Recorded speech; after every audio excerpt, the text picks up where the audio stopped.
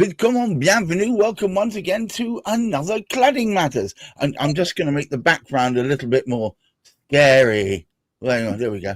Marvellous. Very pumpkin-y and of the season, I think, Halloween being here. Today being Halloween, and we're talking about perhaps the scary situation in the government and beyond. We'll get more to that later. Today's topic, of course, fire safety as ever, when compliance put lives at risk. But we'll be covering other topics as they go. To start us off, as is traditional on this channel, Hamish McClay.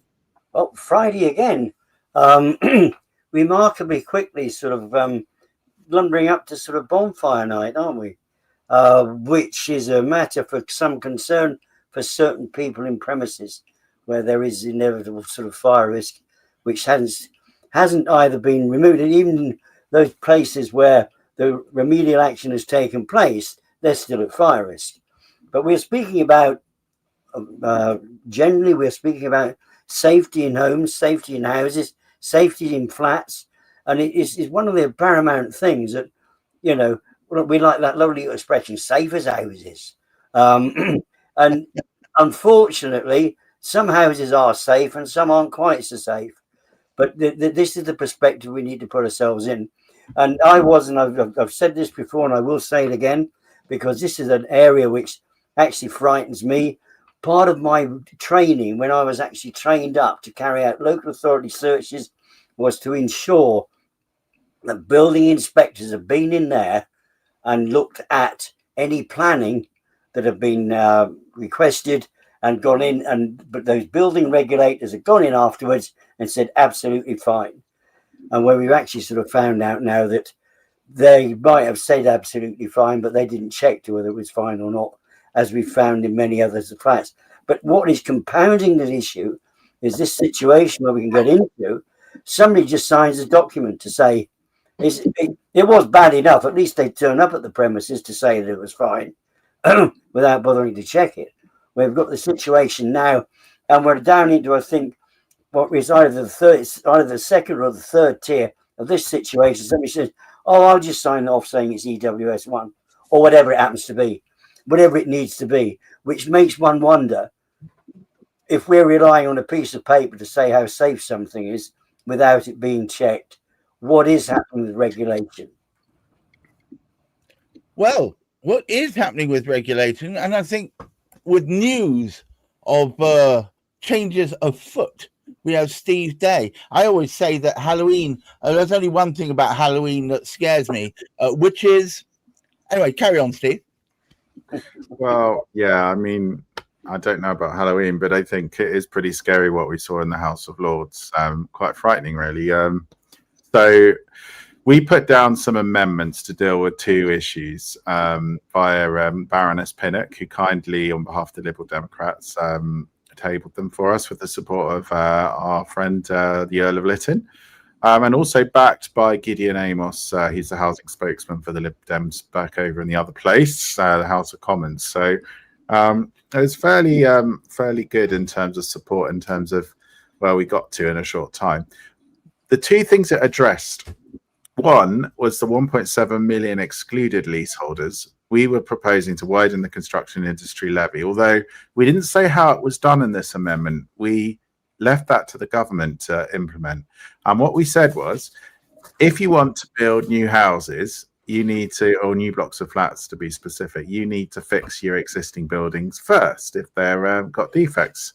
And the other thing it was doing, so one is protecting the 1.7 million leaseholders that are excluded and liable for ruinous remediation costs where they have defects. The second was this partial remediation standard, which is allowing highly combustible material that's banned on new buildings to be retained post-remediation on existing buildings, condemning people to permanently high insurance and sellability issues. We were dealing with that because we were saying, well, you've already got a much stricter definition under the Building Safety Act already law called a relevant defect that deals with construction time breaches as well as defects after construction that's now deemed a risk.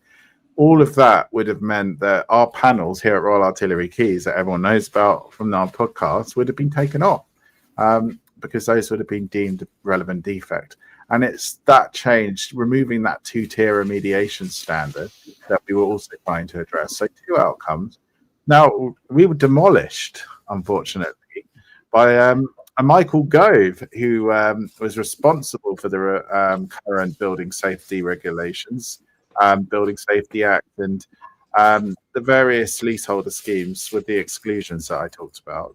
He came into the House of Lords whilst we were having our debate on our amendment and falsely claimed, and I'll quote, "Also, is it not the case that many of those who do not qualify at the moment for support for remediation, the so-called non-qualifying leaseholders, are people with extensive property portfolios?" In other words, he was saying that they're all wealthy and shouldn't be protected. So there's 2 or 3 problems with that. One, do you sort of, let wrongdoers off just because the victim is wealthy? No, you don't.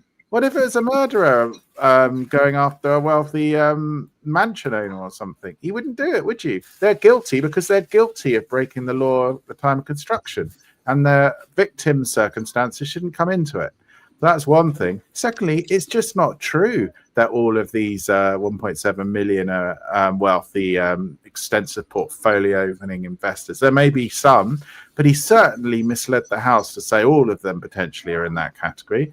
And we know from Amanda Walker that she was a victim of enfranchisement, and sadly, she's no longer with us. Plagued with the costs that she didn't really see crystallize, but worried about it. But there's also people under 11 meters, those have been franchised, and those with property portfolios after 3. He was trying to, over 3, he was trying to say that every one of those didn't need to be protected, which we take exception at. Now, what's happened is we got 83 votes, which was amazingly good. The Tories abstained instead of voting against it, so we made some progress there. But unfortunately, I think Mr. Gove's comments may have caused an abstention rather than the support that we were hoping for. I don't understand. Does anyone know why Mr. Gove decided to launch into that? Well, I mean, there's been stories in the press circulating that he actually wants a job with the developers now after making them pay for the last 30 years of development work. So I don't know what his chances are, what's his CV like, but he may. But he's also wanting to send a signal that his legacy is safe, and his exclusions are reasonable, and they're not. But we are back with the remediation bill, more amendments. We're going to spend a lot more time building the support. We're also going to be doing some work with the banks to show their liability as a result of all of these exclusions and the partial remediations coming in under some new banking regulations. So we're going to be doing that. But I don't want to hog this. I want to hear from Mr. Hodges Long. Indeed, Mr. Hodges Long, you are in the frame, literally and metaphorically. Would you explain where we sit now? Because how does that affect what you're trying to achieve? That's a big question. I mean, I think where this sort of ties into the real world, and again, the circumstances aren't clear yet, but there was a fire a week ago today in Raynham, which involved at least 2 flats and some roof and balconies, etc., and 100 firefighters in attendance. So that in and of itself is not unusual. What appears to be the case here, and again, this all needs to be certified, is that the story from the residents on that estate is all of the other blocks around them, and these blocks are probably about 10 years old, with wooden balconies, had been redecked into metal balconies so that they were fire resisting. But the block that caught fire was a shared ownership block, therefore with leaseholders as opposed to social renters, social tenants. And for whatever reason, that block had not yet been remediated.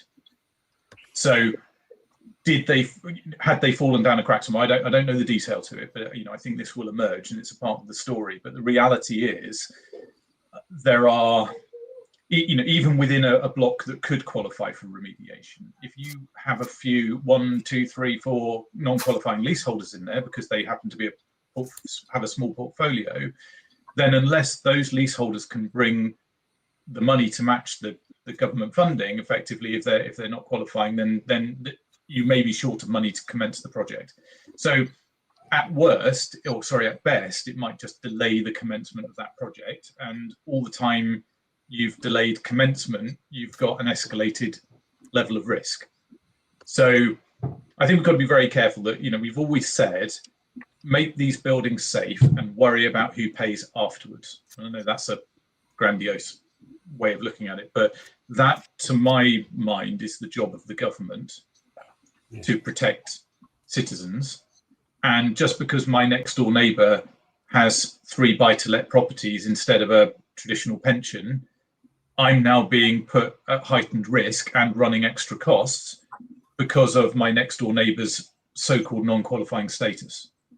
That, to me, is not right. And for Michael Gove to stand up and effectively say what he said was disingenuous at best. So I think I put somewhere, either he knew and misled everybody, or he didn't know but should have known because he was the Secretary of State. Either way, I don't think he could justify what he said in the Lords at the time he said it. It was disingenuous at best. I think we know that he knew in advance, and as has already been suggested, he's jockeying for position with companies potentially to give him some work outside of politics. So it just makes me irritated because the brave people who are supposed to be standing up for us are not. Steve? Well, and Gareth, let's just take what he said at face value here. He's saying that you need to draw the line on how much you want to prosecute wrongdoers. Those, of course, defects, right?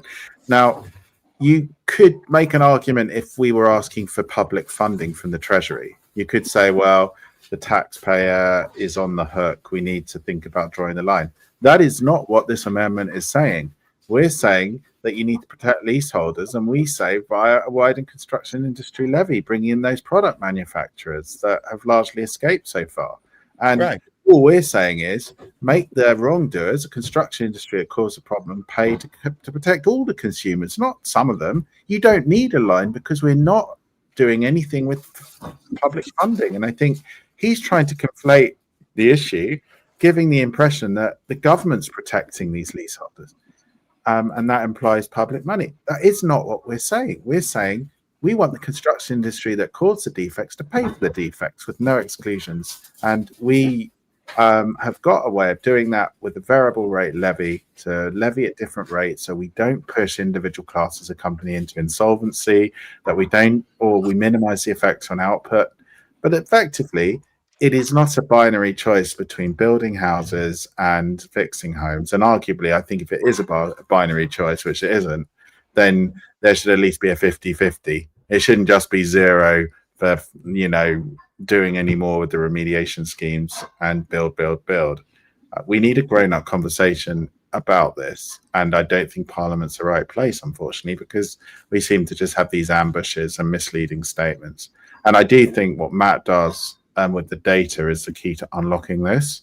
That they don't want the data to come out. I think if the data was there, then we could show the banks the liability they could be sitting on, and potentially have larger lobbying power with outside voices that got the liability. Frankly, they don't know the liability that they're sitting on, and the government don't want them ever to find out, so they don't lobby harder than the builders when it comes to a solution.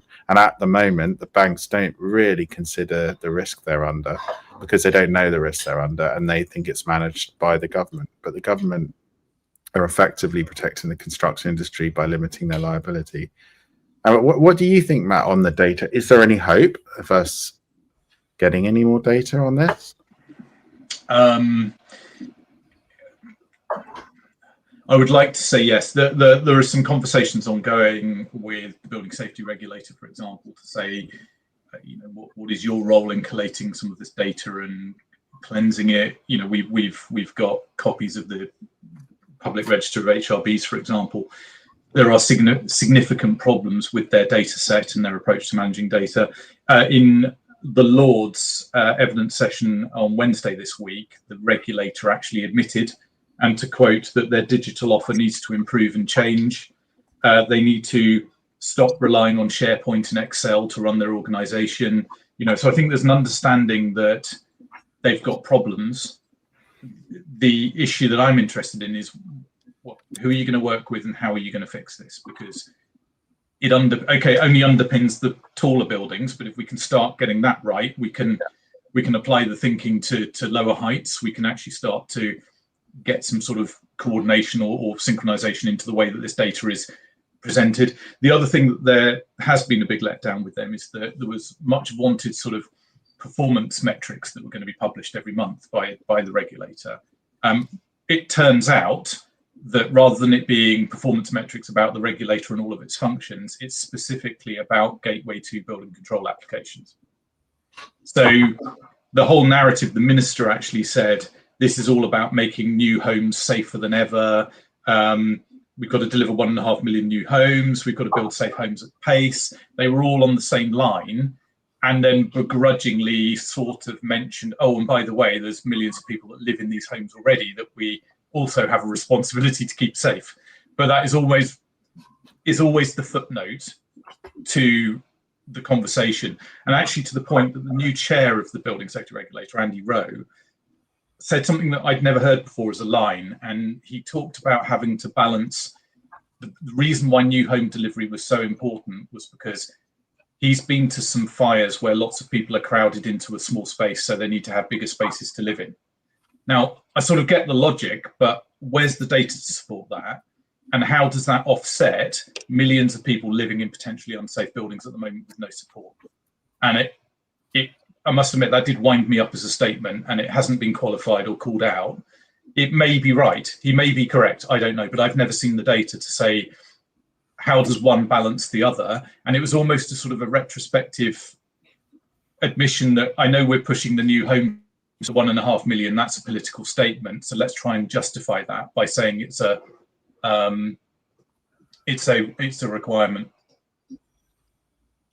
And Matt, the Royal Artillery Quays, we found that the fire brigade were less than happy to issue our 8 enforcement notices, and fought us every step of the way on one of them, which we finally got issued, and then refused to issue the other 7, even though they're all missing the fire shaft fire doors at the bottom.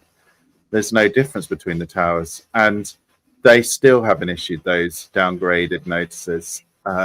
So I would say the fire brigade is helping the government manage the risk of rolling out a substandard remediation program.